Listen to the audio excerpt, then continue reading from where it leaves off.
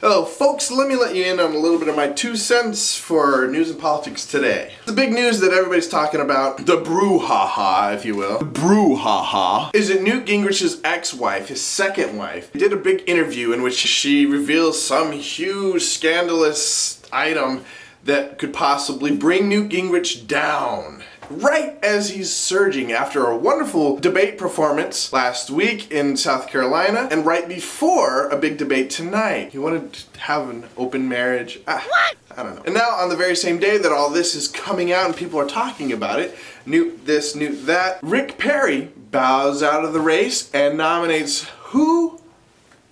But Newt Gingrich. Okay, first of all, on this whole deal with his wife, his ex-wife, everybody kind of knew he's been a sleazeball in the past, and he's talked about it. And, you know, divorce, to add salacious details about what exactly he wanted to do with a third partner, blah, blah, blah, blah. Politically, on one hand, I think people just are going to kind of blow it off. But on the other hand, what is the most important thing that people are looking for in their candidate? Electability. And everything that comes up, people are imagining how it'll come up when he's running against Obama. And though people like me might look at it and say, okay, well, he was, you know, crazy freak when he was younger. Seems like he has really turned his life around.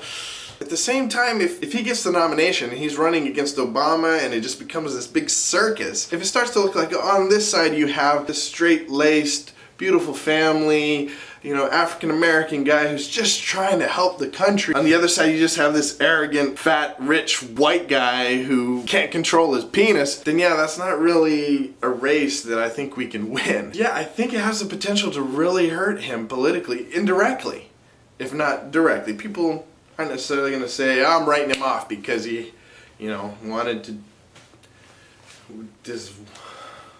Anyways. This whole Newt Gingrich thing is such a blessing for Romney right now. Whereas before, the whole news cycle would have been focused on Romney's tax returns and Romney, how much Romney makes or pays in taxes, blah, blah, blah.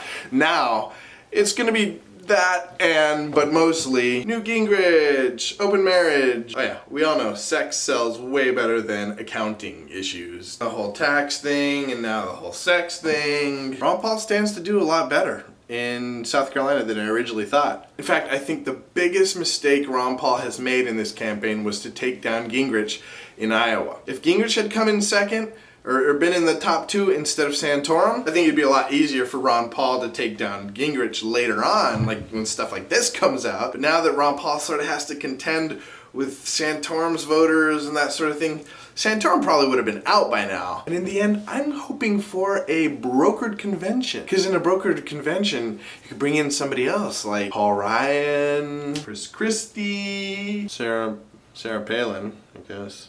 I'd love to hear what you have to think in the comment section below. Do you think Mitt Romney has it wrapped up?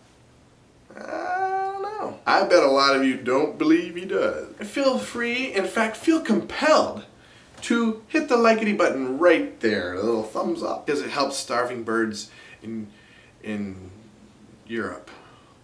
But anywho, hope you have a wonderful week and keep up the good work.